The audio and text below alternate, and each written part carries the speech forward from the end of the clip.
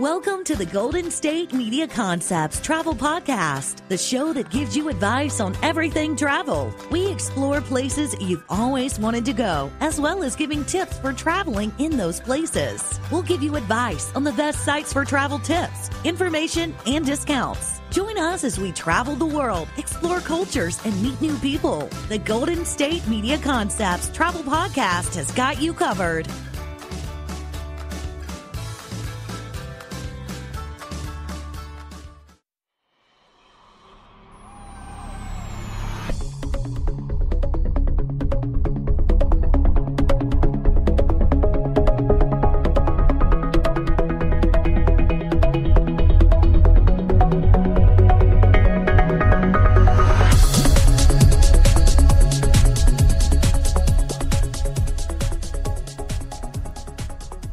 Hello and welcome to the GSMC Travel Podcast, brought to you by GSMC Podcast Network. I'm your host, Staci. And I'm your co-host, Sarah. And today, as we mentioned at the end of the last episode, we are talking about Cuba. Very cool. When I think of Cuba, all I think of is the way it's depicted on so many movies and TV with the cool old cars, and it just seems almost like it's trapped in time a little bit. Well, and that's what very much interests me about it, is because it does seem sort of like a time capsule location, and that's partly due to the complicated political situation going on there. Right. But that also means that because of that political situation, getting there is a little complicated. Right. And it's gotten a little better. I mean, it's opened up a little bit. And then it got a little, it opened up quite a bit and then kind of came back down a little when we switched administrations. But so obviously for Cuba, there was like 50 years or so where you just really could not get into the country at all without like sneaking in. Right. And then if you did sneak in, you probably, they knew about it, would deal with the whole host of problems once you got back to America. So that really kind of wasn't worth it. But there had been travel restrictions in place from the Kennedy era until 2016, when those were pulled back a bit and we actually sort of reestablished diplomatic ties. I'll go with diplomatic ties with Cuba. And so under President Obama, 12 categories were set up that do allow you to travel to Cuba.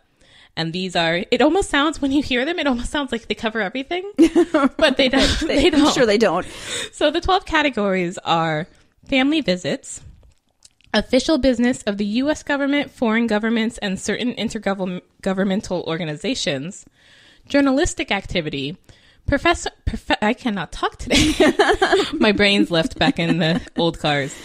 Professional research and professional meetings, educational activities, religious activities, public performances, clinics, workshops, athletic and other competitions and exhibitions, support for the Cuban people, humanitarian projects, activities of private foundations or research or educational institutes, exportation, importation, or transmission of information or information materials, and certain authorized export transactions. Certain authorized. I love how that's how specific. That's why it doesn't cover everything. But no, so what you kind of can guess there is it's not really open for just touristy things. Right. You have to at least fake a specific reason why you're going there. At least fake a specific reason. You have to at least I am going for, pick it out of the hat, religious reasons. You have to specifically specify on, when you apply for your visa or whatever, why you're going. And if it's not one of the 12 reasons, they won't let you in. And now it's actually, I think, 11 categories, but I could not find which specific category had been taken off. I just saw that it's now, as of this recording, 11 categories, but I'm not sure which one's missing. Okay. So you pick the one out of the hat, and that's probably the one that's missing. Yeah. Mm-hmm. No, yeah. So you definitely want to look into it before you go, because that situation is still sort of fluid, and we had reestablished diplomatic ties, but then we pulled all of our personnel out of the embassy because we thought there was like sonic attacks or whatever going on. So who knows what the situation will be by the time you, the listener, are listening to this. So definitely check before you try and go, because it is a serious situation. And if you don't fall into one of these categories and do somehow manage to get there and then come back, you could be in very serious, political trouble, but also financial trouble. So here's my random fact of the day. My dad was in the Navy, and he actually sat off the coast of Cuba during the Cuban Missile Crisis. Yep. He said it was very boring. I mean, obviously it was tense, but they were just sitting there. There wasn't anything for the general the general populace to do except sit on the boat, on the ship. Sorry. Yeah, our history with Cuba is sort of like, oh, it's really tense, but wait, did we actually do anything? I don't think we really had like a full war, but we disagree with politics and just have been like... It's because the X-Men prevented... Yes. That's what it was. That's in all the history books, is the X-Men on the beach. We always managed to bring in movies in some capacity, so I just thought I'd throw that out there. Our brains are also clearly off in some time capsule somewhere. So anyways, Cuba, despite the tense situation that we sometimes have with them, is actually pretty safe for travelers. And it's not like they don't have any travelers whatsoever. They just generally, until 2016, didn't have American travelers. But other countries that were not like, oh my God, we're not doing anything with you, were like, hey, you can go to Cuba, that's fine. Right. So it's not like there's a giant fence around Cuba where you can't go in. Well, I mean, there kind of is in Bad Boys 2, just bringing in movies. Again, there's the literal fence with the iguanas and the mines. I have not actually seen Bad Boys 2. It's interesting. Yeah, it sounds very crazy. we not the movie podcast, so we need to get back on topic. But it is considered generally safe, but it does also have... you be aware of a number of scams that would occur there. Like what? Well, so one of the things that they warned, and this completely shocked me because it's just like, how does this even happen? But it evidently happens. It used to only happen at the main airport in Havana, but now it happens at evidently every airport in Cuba, is that baggage handlers at the airports will open your luggage, your checked luggage, and take out any sort of valuables. Oh. So don't put anything valuable in your luggage, okay? Don't put your laptop in your check. I mean, I guess you probably wouldn't put your laptop in your check luggage, but anything you would be definitely upset to miss, do not check that. Put that in your carry-on because this is evidently a rampant problem.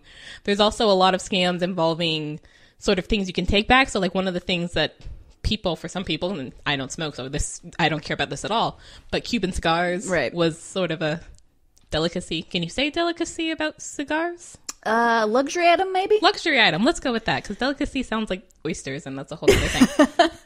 Cuban cigars is one of those things that a lot of people like, but there are fake Cuban cigars that are often sold in places, and you can kind of tell they look very similar, but like I guess the size is different or something.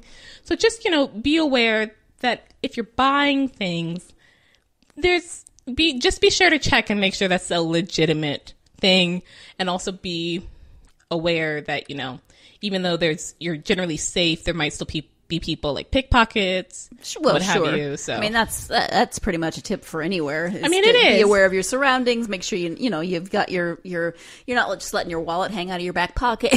Right. But I think because Cuba, or at least Havana especially, is considered, pretty safe to just sort of walk by yourself or what have you. It's sort of like, but not that safe. Like, right. Don't think you're completely fine and don't have to consider anything at all. Be aware of your surroundings, most definitely. Right. But I had a hard time. I was talking about this with a friend, and she kept talking about the Havana song. That when we were talking about this, what's her name? From Fifth Harmony? Oh, goodness. Nope. Can't help I'm you sure there. The listeners are completely screaming. But there's a song now that has Havana, and like it starts with, I left half of my heart is in Havana. Have you heard it? I don't think I have. Well, we were talking about it, and she kept bringing that up, and I was like, really? Because I am totally thinking of, and again, bringing in movies. Dirty Dancing Havana. That's exactly what I was thinking of. And the song at the end of that for Represent Cuba, which, by the way, don't say that. Like, this is not the movie podcast, but don't say that. That's one of those things where there's like no connection really between the sequel and the original, except there's not. Franchising. Now, if you do want, we could call it travel porn. I mean, because it is set in a specific time. I love period movies, and this is in the 50s. So you've got fabulous clothes. You've got the fabulous cars. So visually it's fun. Right. It's just, not good in pretty much any other way. But again, not the movie podcast. I also keep thinking of the last season of a TV show called House of Lies, which the last season was after the travel opened up a little more and they went there for business. And so the whole season was in, I don't know if they actually went to Cuba to film, but maybe. Well, and I remember hearing about Beyonce and Jay-Z went to Cuba for one of their anniversaries. I think I heard that as well. But I don't think the travel had been opened up at that point. And so there was a sort of like, how did they get there? And how much did that cost them? And are they going to be in trouble when they get back? It's Beyonce. She just picked up the phone and called Castro, whichever brother it was. Right. And was like, yo. Well, because, I'm scared of her fans. I'm going to say it was her doing that got the travel restrictions lifted. It was Beyonce. Beyonce has lifted the travel restrictions. Thanks, Beyonce. She was like, hey, Obama, I went there and it was really cool. I think other people should have that option. Oh, okay. By all means, yes. But I think it definitely is also because now we're finally getting to a point where there isn't a Castro in charge of Cuba. Right. So... Oh my gosh. So again, we don't know what the situation is. You are listening to what is nominally the GSMC travel podcast, but it might be the fake news podcast. It might be the movie podcast. We're really not sure today. It is the We're All Over Today podcast. So we're going to take a short break and see if we can get back to topic. But stay tuned. You're listening to the GSM travel podcast. It is the travel podcast. Stay tuned. Always on the go, but the day just won't be one without your Hollywood fix. Let Golden State Media Concepts Entertainment Podcast take care of that. Jordan and Keith is Entertainment Tonight meets Access Hollywood. I'm Jordan. The guy laughing, that's Keith. Yeah, I'm Keith. An all-inclusive look of pop culture.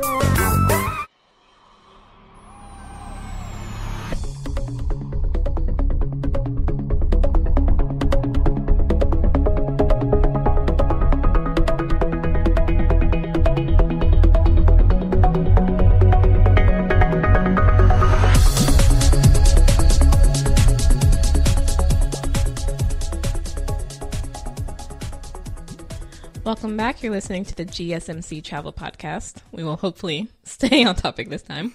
Keep on target. So target is right now Havana, which is the capital of Cuba. And Old Havana, which is kind of separate but kind of not, is a UNESCO World Heritage Site. And we talked about UNESCO's... All of Old Havana, not just a specific spot? The specific area called Old Havana is a UNESCO World Heritage Site, but New Havana is not. Mm-hmm. But we had mentioned about, is it UNESCO? Would UNESCO's be plural? UNESCO. I think it would be UNESCO World Heritage Sites plural. Yeah, that's the way I would say it. But I don't know. You could say UNESCO's and just make it up. they just sound like off-brand Oreos or something. I was thinking Necco wafers. Okay, seriously, off topic. Man, we're gone. But anyways, so we mentioned earlier how Cuba seems very much sort of time capsule-y, and that's actually still the case, although as we get more and more people traveling there and things open up more, that may change. So if you're looking to go for that old time capsule-y thing, go as quickly as you can, because that possibly will change in the near future. But for example, like you mentioned, the really classic cars, which is something they're known for. And you can find those a lot, actually, because the only cars that Cuban citizens can legally own are cars that were created and bought before 1959. All newer cars are owned by the government. Interesting. Which is like, wait, what? I'm a little cool on the one hand, because then you get these really cool looking old cars, right? And people always complain that you can't do your own car work anymore because it's so complicated. Well, Cubans clearly can work on their own cars, but at the same time, I can't believe nobody owns a car. Like, good Lord, that's older than my mother. Well, you definitely know who works for the government, right? I mean, you've got a 98, RAV4 or whatever. Oh, government guy. Yeah, interesting. Yeah, I guess. I mean, even if you have a 1970s car, right? I guess. Because I guess, and I could be completely wrong here, but I guess Cuba does not have, national car manufacturers? I don't believe so, but we could... So all their cars have to be imported, and because Cuba is still a communist socialist country that, you know, we don't support capitalism, so we only buy the cars when necessary, and so you can't buy a new car if you're not for the government, I guess. I'm trying to, I mean, understand the logic there.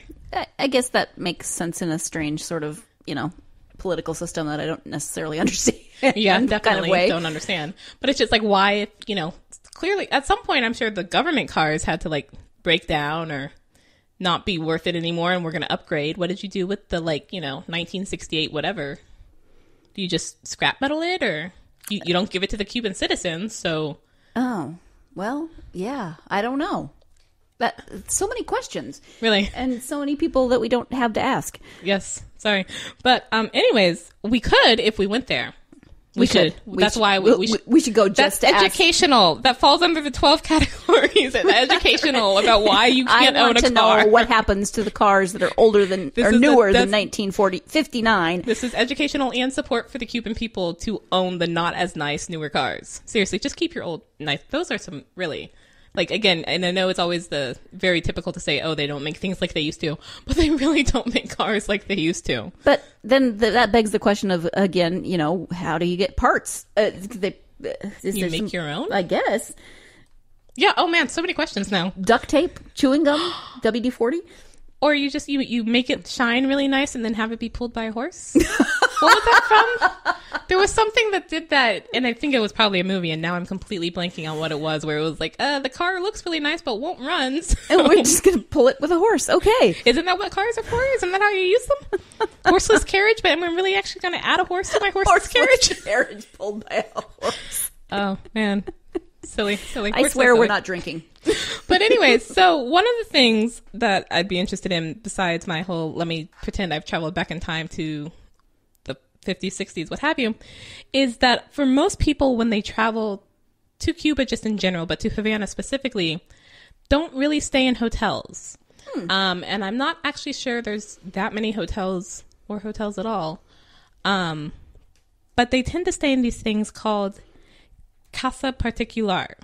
Okay. Casa Particulars, I guess, if it was plural, which are sort of private homes, but some of them have a license, and then some of them operate without a license, have the right to host people for money, I guess. So sort of like individual home bed and breakfasts. So kind of like Airbnb before Airbnb before existed? Airbnb, kind of, yeah.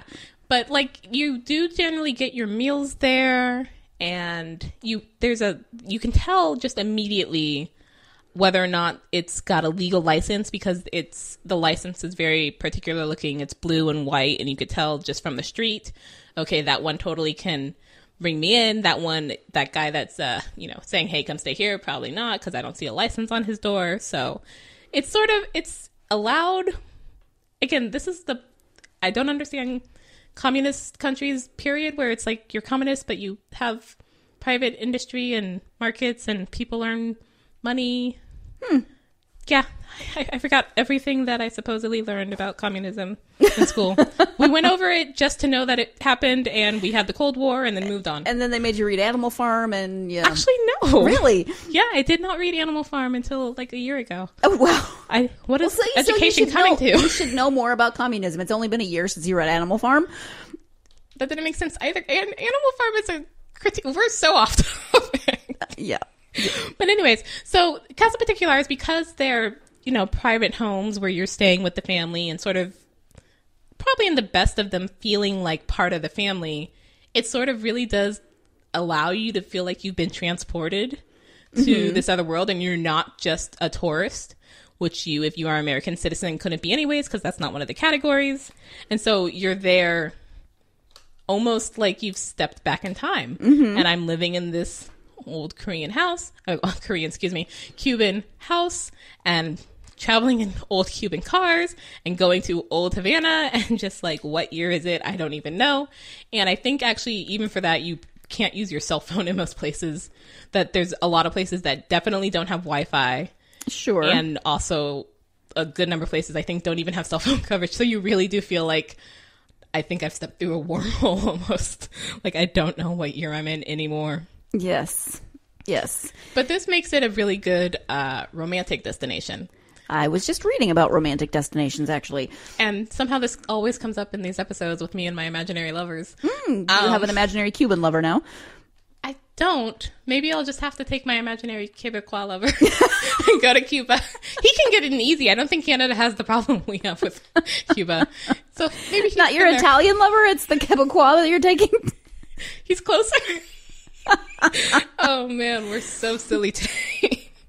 But because it's got this old style thing and it's not so beset with the newer things that you see in other touristy places, it's really nice to just sort of stroll around and to look at different things and to, admire the older architecture. There's a place in Old Havana that I'm completely blanking on now where the wall is like partly made of old bathtubs. Oh, interesting. Which looks so cool. And I'm like, I would definitely just want to stroll along hand in hand. And they've got like writing in them and just take the time to read what's going on in the different writing in these bathtubs. And of course, because it's Cuba and you've got the salsa music and dancing. And it's just like me and my imaginary Quebecois lover. Right. Doing a little... Never mind. I was gonna say Dirty Dancing Havana Nights, and it was bad all the way around. It was just a bad pun. I do apologize. Oh man, it's time for a break. It is. Yeah, we are still too silly, so we're gonna take another short break. Stay tuned. You're listening to the GSMC Travel Podcast. Tired of searching the vast jungle of podcasts? Now listen close and hear this out. There's a podcast network that covers just about everything that you've been searching. Hey! The Golden State Media Concepts Podcast Network is here. Nothing less than a podcast bliss with endless hours of podcast coverage. From news, sports, music, fashion, cooking, entertainment, fantasy, football, and so much more. So stop lurking around and go straight out to the Golden State Media Concepts Podcast Network. Guaranteed to fill that podcast itch. Whatever it may be. Visit us at www.gsmcpodcast.com. Follow us on Facebook and Twitter, and download us on iTunes, SoundCloud, and Google Play.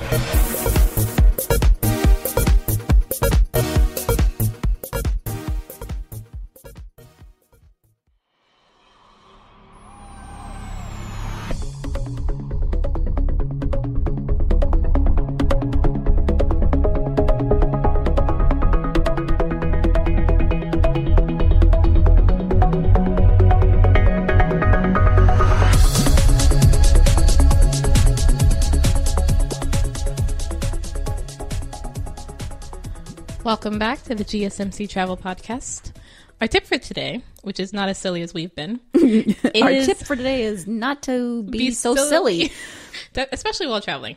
Be aware of your surroundings. Yes, exactly. But the tip for today is actually a dummy wallet, which I think a lot of people know, but to not just have a fake wallet, but to sort of go all out. And I want to say be like a prop master, but if you don't have a theater background, you maybe don't know what that is.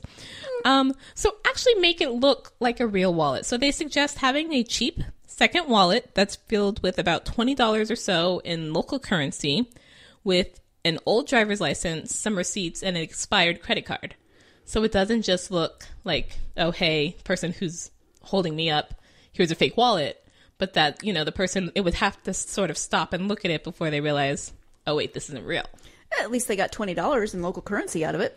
Well, I mean, if you didn't have any money in your wallet, it'd be like, what is this wallet? Well, right. I mean, I actually generally don't have cash, but... I tend to not either, but...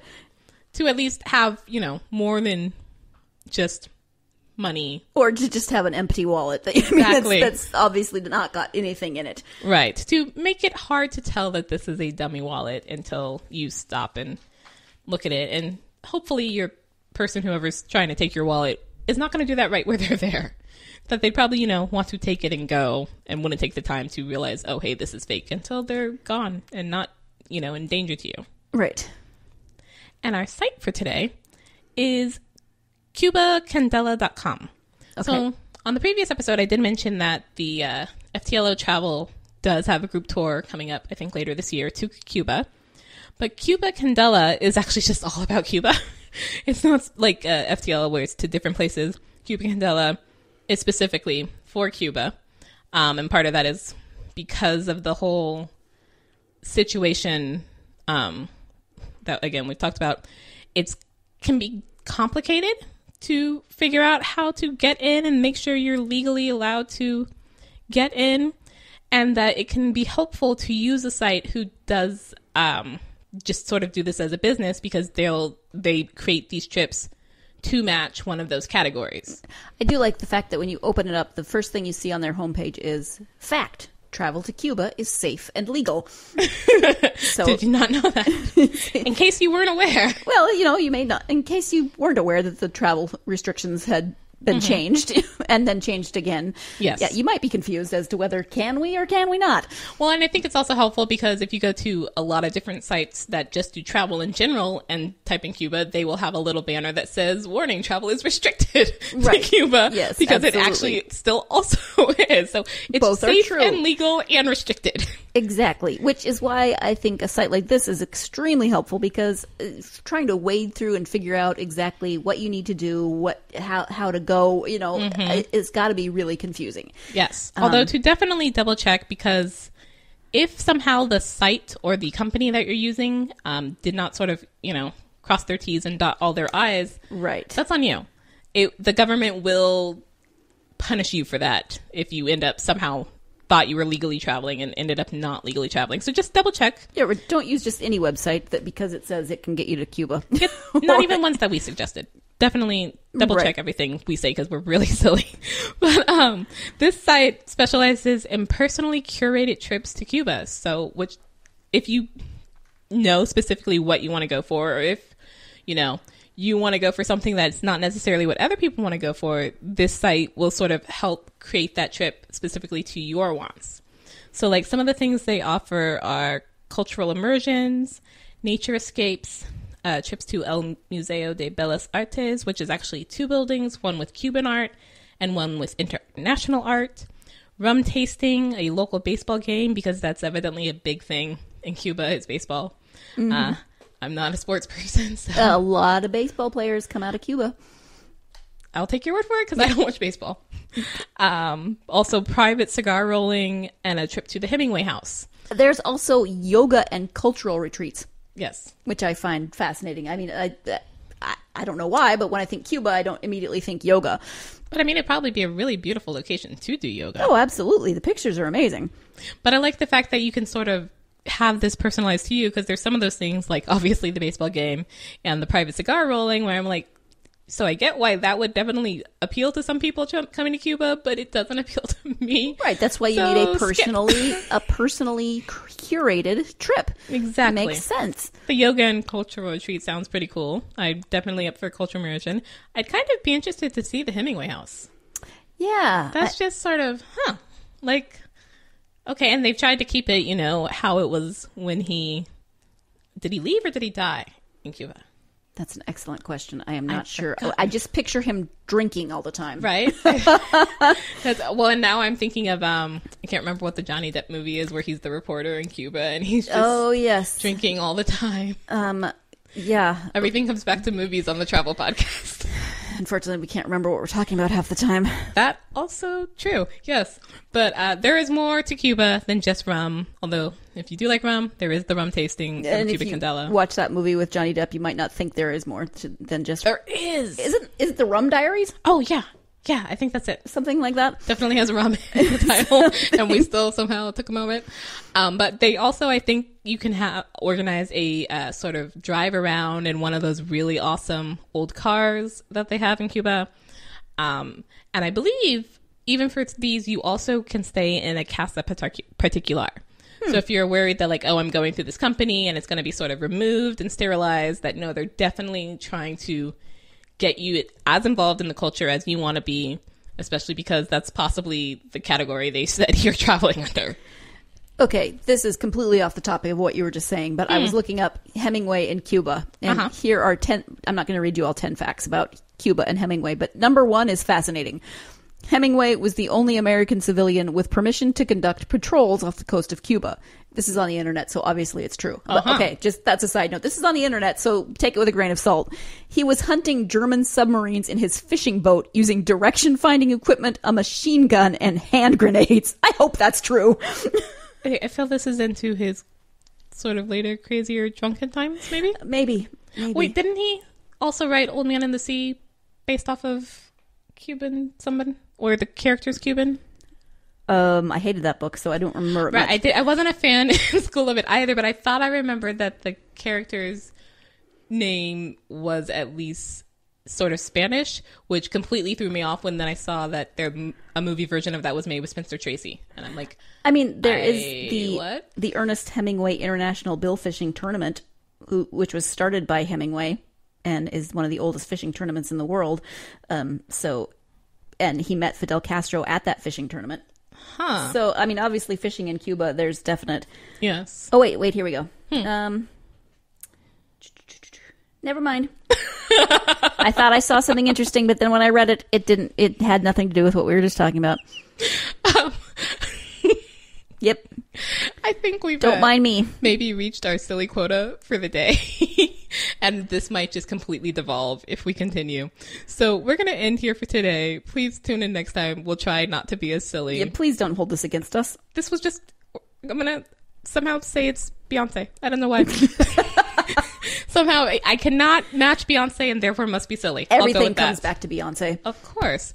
So thank you for listening. Please tune in next time to the GSMC Travel Podcast.